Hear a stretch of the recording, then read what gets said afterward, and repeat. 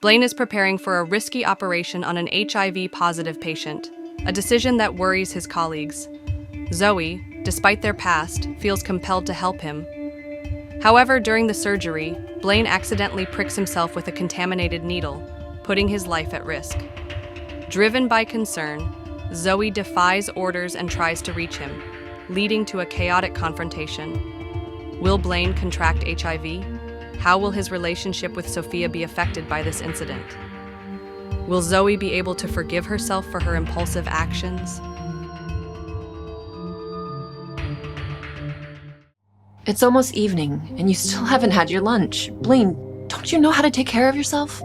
Zoey, how I live is none of your concern. We've already discussed this. Please, leave my house immediately. I don't want you here. I'm not leaving. Even if you push me out, I will stand downstairs and shout until you open the door for me again. Don't you understand what I'm saying? You need to leave and not come back, Zoey. Please, get out. I'm not going to leave. Blaine, you think you must have contracted this disease, right? But the results haven't even come out yet, and I don't want you to be alone. Don't get involved with this mess. Go home. Go home and stay as far away from me as possible. I swear I will be careful, Blaine. Just let me be here, please. It's not just that. You know the wedding is in 2 weeks, Zoey. Do you still think you can stay here? Zoey suddenly felt awkward at Blaine's mention of his wedding. Even though Zoey knew about it, hearing Blaine say it for the first time made it seem real. Why don't you call Sofia and ask her to keep you company? It doesn't have to be me. I just don't want you to be alone. I won't let her come. But why? Sofia will be fine. HIV doesn't spread through friendly interactions. You're a doctor. You should know this. She's my fiancée.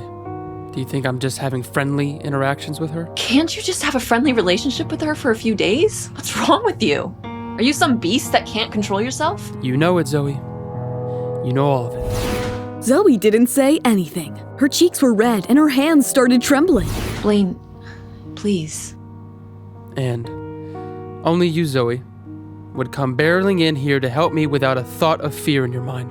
What do you mean? Sofia hasn't come to see you? Zoey, don't be so indignant. This is just reality. Reality? It seems like you don't have a good impression of your mother's choice of wife. Wait a minute. How did you know that she was my mom's chosen daughter-in-law? Sofia. Sofia said it herself. When? Sofia said your mother liked her very much. What? Is there a problem? No. It's just... Oh my god, your wet hair has ruined my carpet. Can you please go dry it? You never did like confrontation, and you still don't. Some things never change, I guess. I'm going to sleep. You stay if you want, leave if you want. I don't care. Okay. You know I'm staying, right? Fine. I'll be up by dinner time. Why don't you finally do something useful for once and cook dinner? What I am going to do is ignore your arrogance for today. I'll run down to the market and do some grocery shopping. Please don't make me lose my appetite. Oh, be quiet, Blaine. While Blaine slept, Zoey finished making Blaine's favorite risotto and also did some cleaning around the house. Maybe I should hire you permanently. Even my house help doesn't do such a good job. If you're done taunting, please have some dinner. Well, well. What is it for dinner? Your favorite. My tastes have changed. Not from what I have seen. Let me guess. Have you made risotto? Yes. The mushroom one you love. Impressive. I guess something good came out of you coming here. How is it? Oh, this is really good. Thank you. I knew you would like it. Here, try some garlic bread too. Blaine was happily enjoying the dinner, and Zoey was looking at his beautiful face. Blaine? Yes? Do you regret doing that surgery? Never. If I didn't do it, the patient's condition would have worsened. I really admire what you do, Blaine. Thank you, Zoey. And thank you for the food as well. I appreciate you coming here. Well, I better take your leave. When will the results be in? In 2 days' time. Please let me know when they do, Blaine. I promise you. You'll be the first to know after me, no matter what the outcome is. I will not hide it from you. Yes? You what?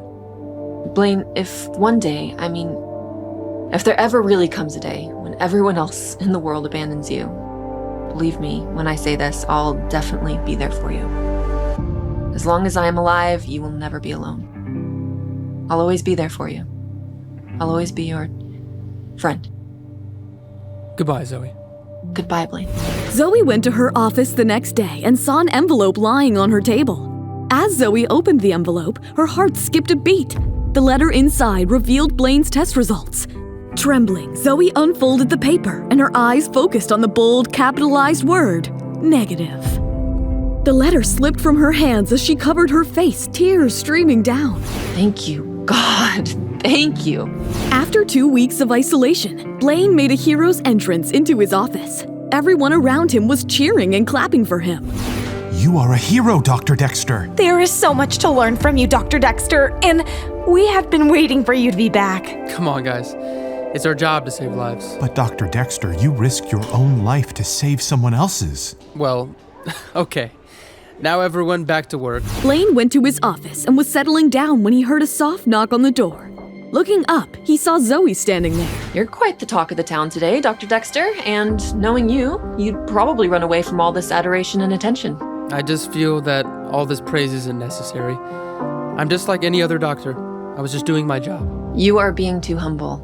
As I've said before, being able to be your patient is a blessing. You are definitely not just like any other doctor. Blaine, congratulations. Congratulations for what? Congratulations on returning to your beloved profession, of course. Thank you, Zoey. I didn't really get to thank you properly either. I really appreciate what you did for me. You don't have to thank me, Blaine. I told you, I will always be standing by your side, even if nobody else does. Saying that, Zoey turned around and walked away, heading down the long corridor. Blaine hadn't asked Zoey to stay, but as he watched her walk away, his heart grew heavier. Just then, Sofia walked in from the other side. Blaine, why didn't you tell me when the results came in? I was worried for nothing. I only found out after hearing another doctor at the club talking about you. It must have slipped my mind. Sorry, Blaine, have you been mad that I didn't come to see you these past few weeks? No. It's good that you aren't mad. You made me so nervous. I'm really sorry. I wasn't ignoring you. I've just been so busy recently with our wedding plans and the house design and all. Sophia, no need to explain so much to me. I didn't care at all. It's good that you're not angry. Why don't you join me for lunch today? Sorry, I can't. My shift just started, so I'm a bit busy. Another time? All right then. Call you soon. As Sofia left, Blaine could think of nothing but what Zoey had done for him. Will Zoey's affection rekindle Blaine's love for her? Will Sofia find out about Zoey visiting Blaine at his house? Will this affect Sofia and Blaine's soon-to-be wedding? Hey, I'm Zoey. If you're wondering what happens next, download the Pocket FM app now and listen to the exciting episodes of Rekindled Heartache.